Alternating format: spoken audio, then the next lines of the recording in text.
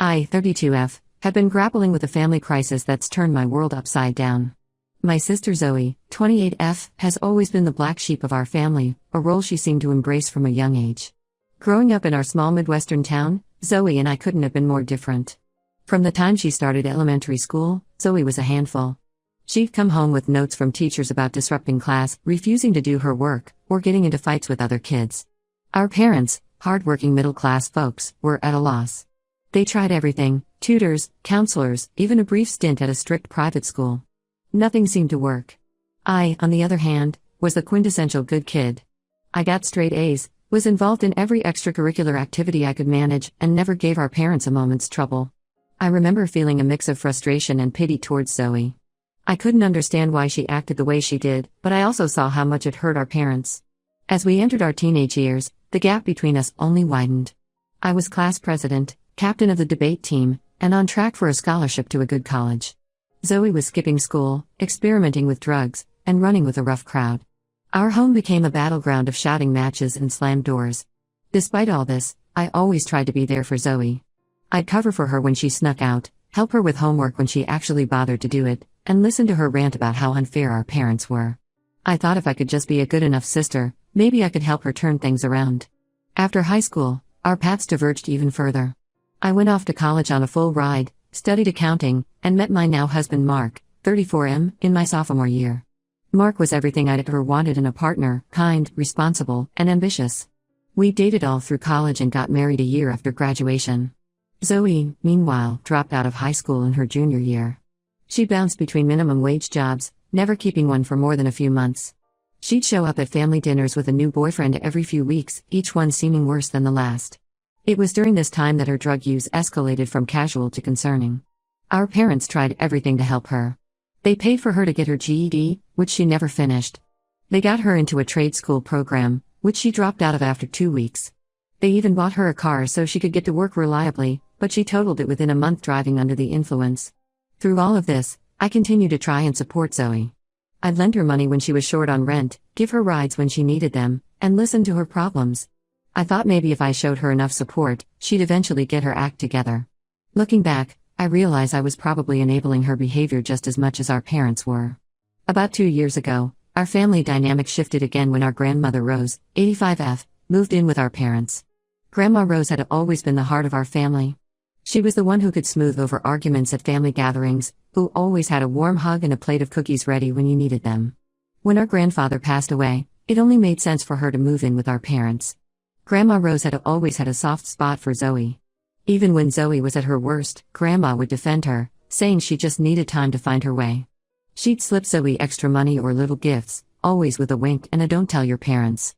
I used to think it was sweet, but now I wonder if that unconditional support did more harm than good. Last month, everything came to a head. I got a frantic call from my mom on a Tuesday afternoon. I was at work, buried in spreadsheets, when my phone lit up with her number. As soon as I answered, I could tell something was terribly wrong. Mom was in tears, her voice shaking as she explained what had happened. Apparently, Grandma Rose's wedding ring and some other valuable jewelry had gone missing.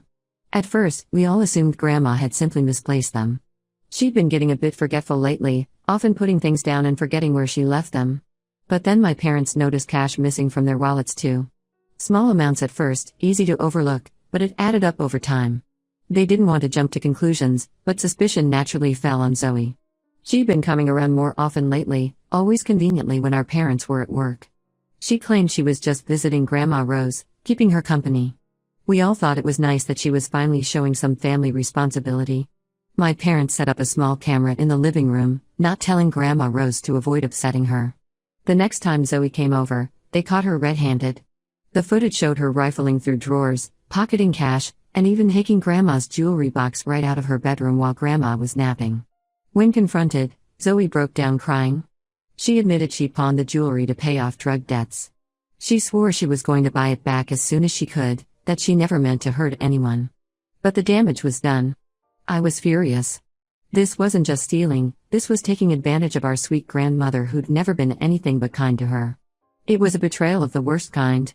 My parents were devastated but still wanted to help Zoe.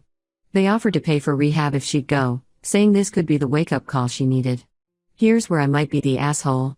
I told my parents they were enabling Zoe's behavior and that she needed to face real consequences for once. I said I was done with her and wouldn't be bailing her out anymore. Then I blocked her number and on all social media. I even told my parents I wouldn't be coming around if Zoe was there. My parents think I'm being too harsh. They say Zoe needs our support now more than ever, that addiction is a disease and we can't abandon her.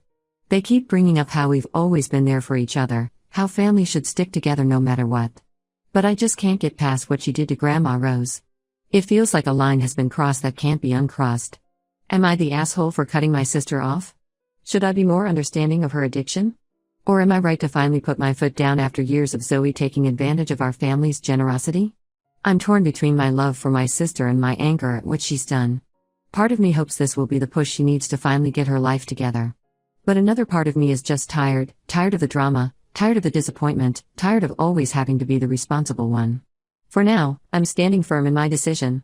But I can't help wondering if I'm making the right choice. The thought of never speaking to my sister again breaks my heart, but I don't know how I can ever trust her after this. I feel like I'm mourning the loss of the sister I always hoped Zoe would become, the one I've been waiting for all these years. Update 1. It's been about a month since my last post, and I want to thank everyone for their supportive comments. Reading them has helped me feel less guilty about my decision to cut Zoe off, even as the situation has continued to evolve in ways I never expected. After much debate and against my advice, my parents ended up paying for Zoe to go to a 30-day rehab program. It was an expensive facility in a neighboring state, known for its high success rate and holistic approach to addiction treatment. I still thought this was enabling her, but I kept my opinions to myself. I made it clear, however, that I wouldn't be involved in her recovery process. This caused some tension with my parents, but I stood my ground. The day Zoe left for rehab was emotional.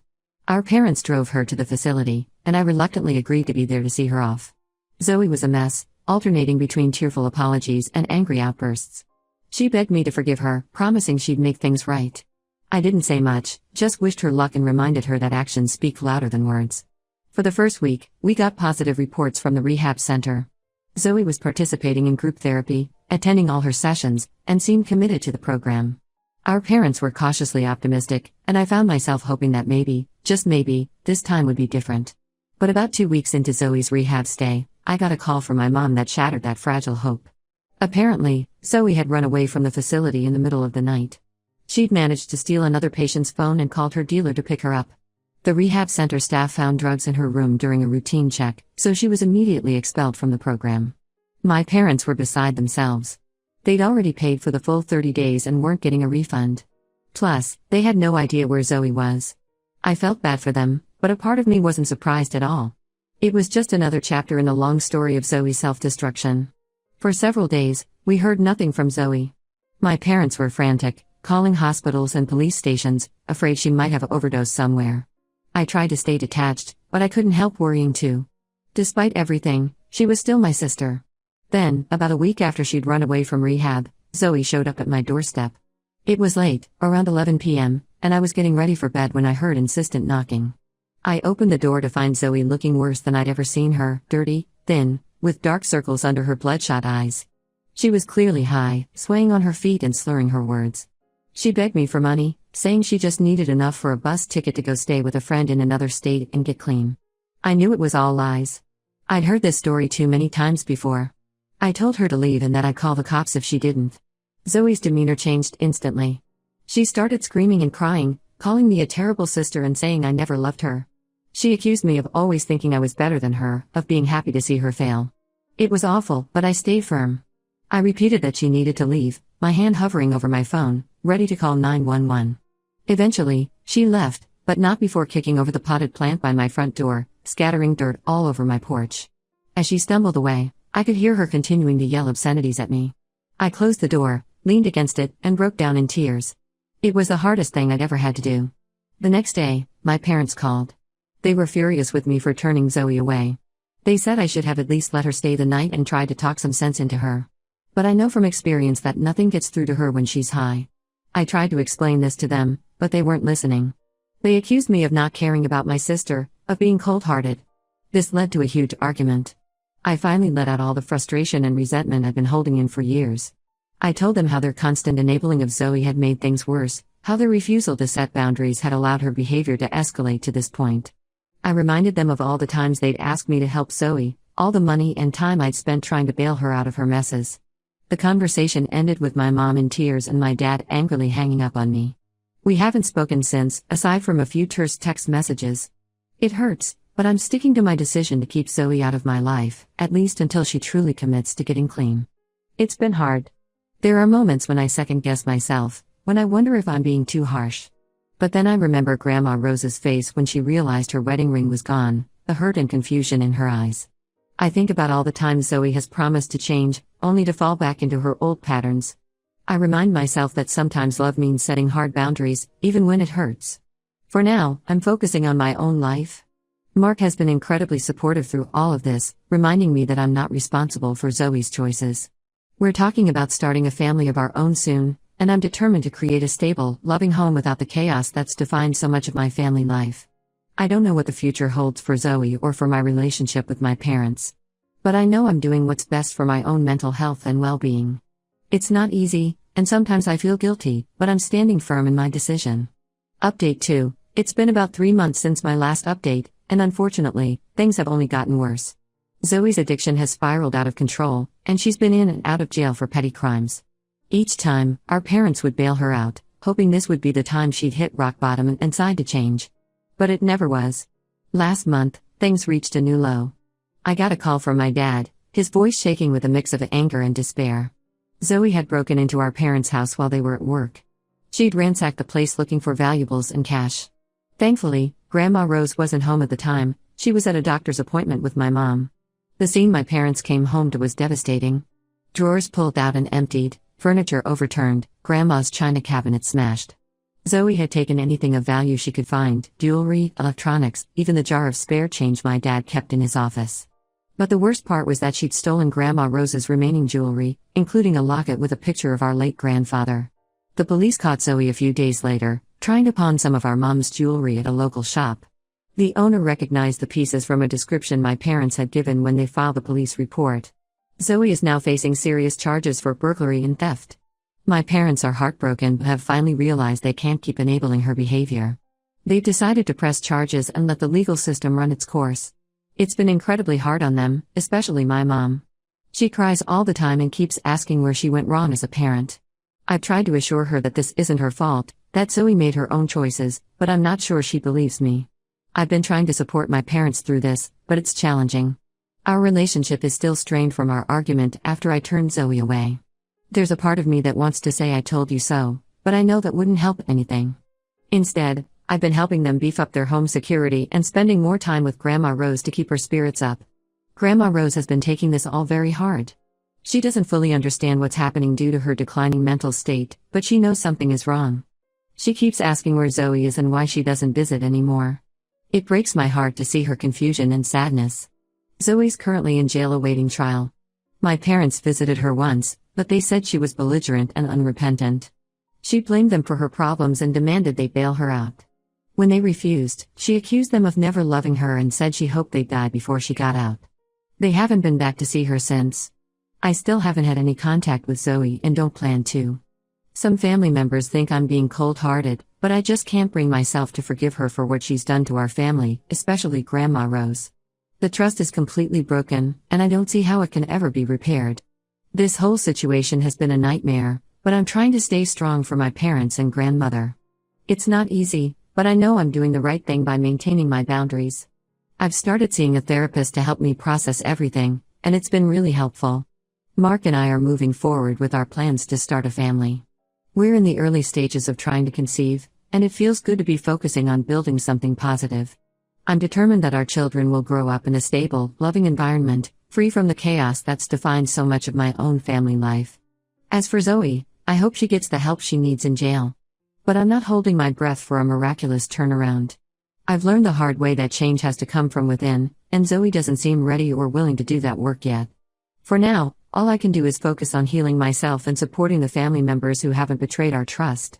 Update 3. It's been 6 months since my last update, and I wanted to share some final thoughts on this whole ordeal. Zoe's trial happened last month. She was found guilty of burglary, theft, and drug possession. The judge sentenced her to 18 months in prison with mandatory drug counseling. My parents attended the trial, but I chose not to go. They said Zoe looked terrible, thin, sickly, with dark circles under her eyes. Apparently, she broke down crying when the sentence was read, begging the judge for leniency. But given her history of theft and drug use, the judge wasn't swayed. Since the sentencing, I've done a lot of thinking about my relationship with Zoe and my role in the family. I still believe I made the right choice in cutting her off, but I can't help feeling a deep sadness about how things turned out. This isn't the life I imagined for my little sister when we were kids, dreaming about our futures. Grandma Rose's health has been declining rapidly since all this happened. The stress of the situation seems to have accelerated her dementia. It breaks my heart to see her confused and scared, often not recognizing family members. I try to visit her as much as I can, but it's hard seeing her like this. Sometimes she asks about Zoe, and we have to gently remind her what happened. Other times, she forgets Zoe exists entirely. I'm not sure which is worse. My parents are in therapy now, trying to work through their feelings of guilt and grief. They've apologized to me for not listening to my concerns about Zoe earlier. We're slowly rebuilding our relationship, but there's still tension there. I think they understand now why I had to set firm boundaries, but I can tell they still wish things could have turned out differently. As for me, I'm focusing on my own family and mental health. Mark and I are expecting our first child. I'm about 3 months pregnant. It's bittersweet, knowing that my child won't have an aunt in their life, at least not for the foreseeable future. But I'm determined to create a stable, drama-free home for our baby. I still think about Zoe sometimes and wonder if she'll ever truly change. Part of me hopes that this time in prison will be the wake-up call she needs. But I've hoped that so many times before, only to be disappointed. For now, I need to prioritize my own life and the family members who haven't betrayed our trust. This whole experience has taught me a lot about setting boundaries and the limits of family loyalty. It hasn't been easy, but I know I've grown stronger through it all. I've learned that sometimes the most loving thing you can do is to step away and let someone face the consequences of their actions. As I prepare for motherhood, I find myself reflecting on the kind of parent I want to be. I want to learn from my parents' mistakes without judging them too harshly. They did their best with Zoe, but I can see now how their desire to help sometimes turned into enabling. I'm determined to find a balance between support and accountability with my own children. For now, I'm taking things one day at a time. I'm excited about the future with my growing family, but I can't help feeling a twinge of sadness when I think about Zoe missing it all. Maybe someday, if she truly commits to changing her life, we can rebuild our relationship. But I'm not counting on it. Some bridges, once burned, can't be easily rebuilt. In the end, I have to believe that I've done the right thing for myself and my family. It's not the happy ending I would have chosen, but it's the reality I have to live with. All I can do now is move forward, cherish the family I have, and hope that somewhere down the line, Zoe finds her way to a better path.